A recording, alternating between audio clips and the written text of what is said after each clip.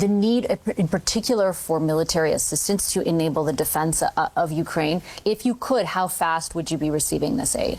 I've got something to share with you here today. Welcome back to Moose and Loose. My name's David. Today we're going to be going over why I think Mark Carney keeps sending so much money to Ukraine when so many Canadians are starving, homeless in the very freezing, frigid Canadian winter. And would you believe this all comes down to Brookfield? Let's jump into this. We're going to start this episode off right here at Chrystia Freeland. If we look at the events of the past 6 months and what has gone on here, Chrystia Freeland announced she would be a special advisor to Ukraine, still staying in the Canadian government. And eventually, what did she do? She full-on resigned and became an economic advisor to Ukraine. Now, this is interesting because Mark Carney is the godfather to one of Chrystia Freeland's sons, at least one of them, maybe two of them. She openly admitted this during a press conference. Just keep this fact in your mind as I go through this video. We're not going to mention Chrystia Freeland again, but it's very curious that Mark Carney has someone he very much trusts, that he's known for a long time, going over to Ukraine and, well, handling the money that's going on over there, or at the very least giving economic advice to Zelensky. Now, if we think about Brookfield's involvement in Ukraine, the first thing that comes to mind is, well, the rebuild of Ukraine. When this conflict is finally over, who's going to build it? Well, we already have this from this report here, coming from BFG Wealth Management, the Ukraine Reconstruction Investment Agreement, a new model for rebuilding and strategic partnership. And of these companies in here, which I've already broken down onto the Moose chart, we've got BlackRock, JP Morgan, Brookfield themselves, Citigroup, ArcelorMittal, Aon PLC, Vesta Wind System, Honeywell International, and General Electric. Now, as I have on the Moose chart here, Mark Carney's invested in almost all of these aside from two of them, so he'll be profiting off the rebuild of Ukraine. But I started doing some more digging, and I started putting some pieces together,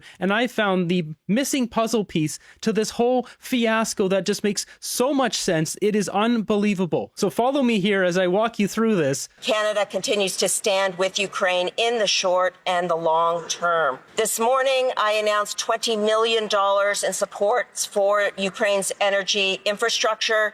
In addition, this brings our total investments for Ukraine and supports to $25.5 billion. Mr. Speaker, Canada stands with Ukraine and makes sure that we are there with our allies so Ukraine can fight and win this war. Slava Ukraini. There's something else here, another piece of information which explains the entire thing. It's like the missing puzzle piece that explains why Carney keeps giving our money to Ukraine, why Trudeau was doing it. Carney was his economic advisor for 5 years beforehand, so you can bet that Justin Trudeau was probably invested in a lot of, if not the same sort of stuff that Mark Carney was, at least Brookfield, and well, that's what we're talking about here. So we've got Westinghouse Nuclear Services, Brookfield plus Cameco joint deal. This was a deal that Brookfield in late 2023 and uranium producer Cameco partnered to acquire Westinghouse Electric Company. Brookfield secured 51% of the controlling stake, meaning they have control of the company. You can see Cameco here has 49.9%. Now, the kicker here is they have massive amounts of contracts in none other than Ukraine. Of course they do. They're protecting their investments and using our tax dollars to do it. They don't want Russia to go in there and take over all those investments and just claim those nuclear power plants. They would lose their investments. There's billions of dollars on the table here. Uranium supply contract with Cameco, 12-year contract. We're talking $4 billion at least. They'll provide 100% of the natural uranium required for Ukraine's 9 active reactors. On top of that, you've got the AP100 reactor equipment from Westinghouse. According to Ukrainian government procurement records, the contract for physical reactor equipment is just one new AP100 unit, which is exactly $437.5 million US dollars. Westinghouse and Energoatom have signed agreements to build 9 of these AP100 reactors in total, which is roughly $5 billion. We've got exclusive nuclear fuel supply from Westinghouse. In June 2022, Westinghouse signed an expanded agreement to supply 100% of the nuclear fuel assemblies. And I'm trying to fix saying that word. I know I say nuclear sometimes versus nuclear. A lifelong habit I'm trying to fix. 100% of the nuclear fuel assemblies for Ukraine's active fleet. As we see here, Cameco to supply 100% of the fuel requirements. This is big business. Brookfield has cornered the market on essentially 50% of Ukraine's electricity through nuclear power. There's huge money here. No wonder that Carney's using our money to protect his investments over there. We are in it for the long term. So Canada stands with Ukraine. The coalition of the willing stands with Ukraine. We're in it for the long haul. Russia is failing. The sooner they come to the table and actually participate in peace negotiations, the better it will be. Prime Minister Mark Carney there reaffirming Canada's support for Ukraine on the 4-year anniversary of Russia's full-scale invasion of the country. The Fed's here announcing a 3-year extension of Operation Unifier, where Canadian forces are among those training Ukrainian soldiers. Canada will also donate 400 armored vehicles to Ukraine and will impose new sanctions on 100 vessels from Russia's Shadow Fleet, which are used to bypass Western sanctions on Russian oil. Carney and the Liberals are basically using our money in any which way to help their investments globally. And on top of all of this here, this company here, Westinghouse Nuclear Services, is one of Mark Carney's Brookfield Global Transition Fund 1 projects. It's also number 23 on his conflicts of interest, as in it's a part of this group here, as I have it on the top, and being one of the first investments that Brookfield acquired in this fund. The success of this project, along with these other ones in this fund, directly determines how much money Mark Carney makes on his 3% carried interest when this fund fully matures and completes in a handful of years here after its 10-year or its 12-year run. Using our money for Ukraine is protecting his profits coming from this fund. You can't make this stuff up. This should be highly against the law. Unfortunately, Canada's in short supply of heroes. Where's Batman when you need him? I have a feeling the RCMP aren't going to do anything about this. And I've got other supporting evidence on here why Brookfield Transition embraced $7.9 billion nuclear services deal. It says here Brookfield Asset Management has made the first major investment in nuclear power sector by Energy Transition Fund, which is the one I just mentioned. $15 billion fund here. It mentions that. It says Ukraine signed an agreement with Westinghouse to supply fuel for all its nuclear power stations, ending a dependence on Russian supply chain. So Russia used to supply the uranium. Now it's coming from Brookfield. And this one over here, you can see Ukraine extends vital nuclear fuel deal with Westinghouse. There's big money here. You can see Brookfield Business Partners acquired Westinghouse for $4.6 billion, and now they've lined up all these contracts, and it's set to make them a ton of money. And then what got in the way? Well, Russia. This is a real monkey wrench that was thrown into their plans here, because you can see this deal was from 2018. So I believe what happened here is Toshiba used to own Westinghouse, and probably after the Fukushima thing, the value started to go down. I'm not exactly sure about that, but they went into bankruptcy. Brookfield bought it in 2018, cleared out the company, stripped it down, doubled the profits, and then sold 49% into the consortium, the Brookfield Global Transition Fund, technically going into Brookfield Renewables, and then maintaining 51% share in Brookfield Renewables, 49% going to Cameco. And so essentially, they took this asset that was worth not very much, double the profits, sold it off, and then now they're jacking up the value of it through the Brookfield Global Transition Fund, which Mark Carney gets 3% of that total profits from. And this was back in 2018 when they got that asset. They started building it up, and then the conflict broke out with Russia and Ukraine. So they're not able to pump this up and then probably eventually dump this asset and sell it. Then they're going to take a huge loss on this. So it essentially looks like Mark Carney's just using our country to help prop this up, increase the value, and make the sale. And it appears the entire backbone of all of this is Ukraine. I just finished interviewing the Ukrainian ambassador who made a point of saying that timeliness was of the essence, that there are literally lives at stake with each passing day. Do you have even a broad time frame for delivery of these vehicles? He's right that timeliness is a big factor. That's why we've already made the decision to start shipping, for example, a number of AIM missiles. I met with the Minister of Defense of Ukraine just a week or 10 days ago in Brussels for about an hour and a half to get a real sense of the material, as it's called, that they need more desperately. So we're focusing in on the material that we've got that we can actually remove from our stockpile and distribute it and send over there on an urgent basis. And as you know, we've already purchased a certain amount of material from the United States through the list, the shopping list, so to speak, that the Ukrainians provide to the Americans that we purchase in terms of what's already available. And that's already been shipped over. Now, if you think that's where the story ends, there's more. Let's go down memory lane of the Liberals through Justin Trudeau and now Mark Carney giving our money, aid, military support to Ukraine, and how much. Just yesterday, Carney pledged another $2 billion to Ukraine and sanctions for Russia's Shadow Fleet as the conflict here goes into the 5th year. So another $2 billion.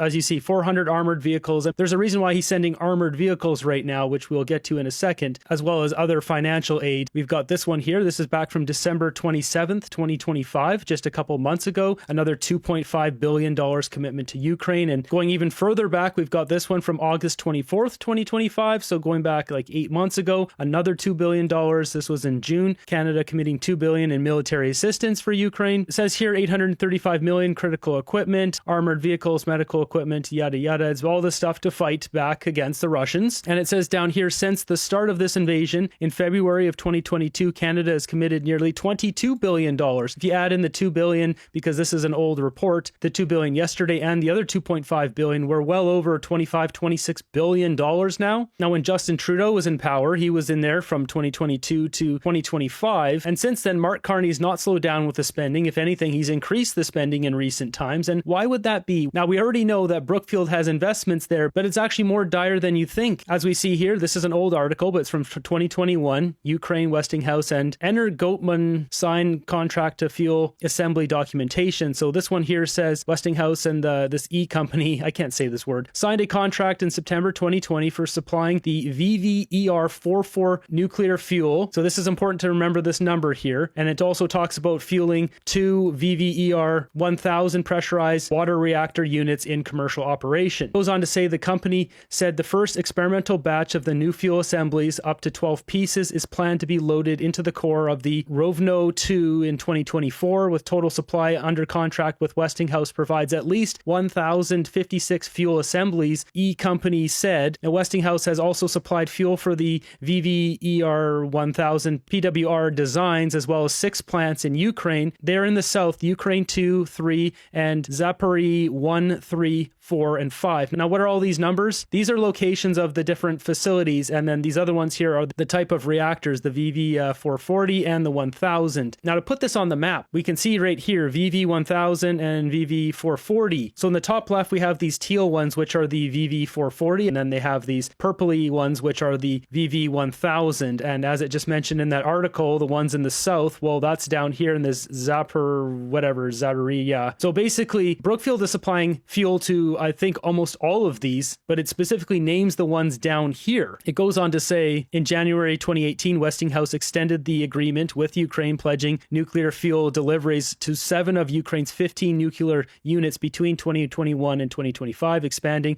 the contract for 6 reactors that was set to expire in 2020. So they set up this whole business before the world event happened. And then Putin rolls in with the tanks and messes all of this up, putting all of their investment at risk. So the only way for this to not go bust here is, well, sending billions of dollars, in this case, about $26 billion of Canadian taxpayer money over to Ukraine. Now, America's been sending over tons as well. But don't worry, there's more. It says Westinghouse manufactures fuel assemblies of the TVSWR design to use the VV1000 PWRs in its fuel fabrication facility in Sweden. The same factory will be used for manufacturing the 440 fuel assemblies. Now, back to this website, we can see a full list of them here, and here's all the names of them on the sides. It's hard to read here, but as it mentioned before, like South Ukraine 1, 2, 4, 5, etc. These are all the reactors, which are the ones on the map here. Now, what's most interesting about all of this is the next thing we have here. It's this. This is the active map of the Ukraine-Russia conflict and where the advances are in taking over land and losing it, etc. We can see the outline of Ukraine. If we look at this map, this is the boundary of Ukraine here. Now, if you look on this map, you can see this is the boundary here, if you can follow my cursor,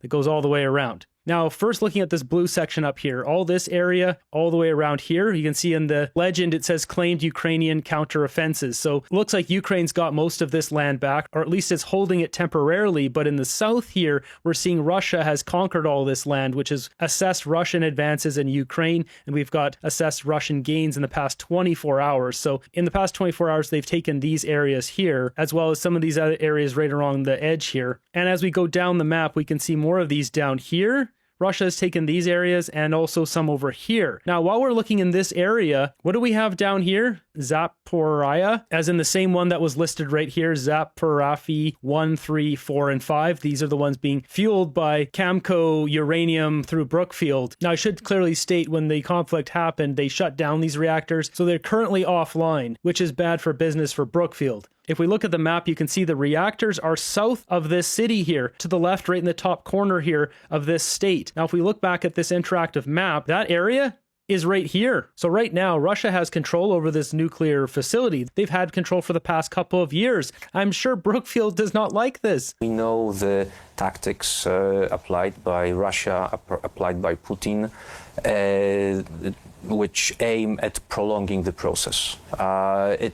We've seen those negotiations continuing, and there are There are suggestions on the American side, there are proposals, and there is just prolonging tactics on the side of Russia, which means that either Russia is not ready to have a serious conversation, or they don't want to have it. I bet Mark Carney and Brookfield are not feeling too comfortable right now, because if Russia's able to completely capture this, they're not going to give this back. They're just going to use their own uranium to run the plant. And Brookfield will lose billions of dollars in investments here and future income. Now, let's look at this a little closer. So all this blue stuff here is water. Now, what we're looking at is right on the coast here. This is where the nuclear power plant is. Looking at this on Google Earth, we can see that the main city is up here, but down here is where that power plant is, right down here.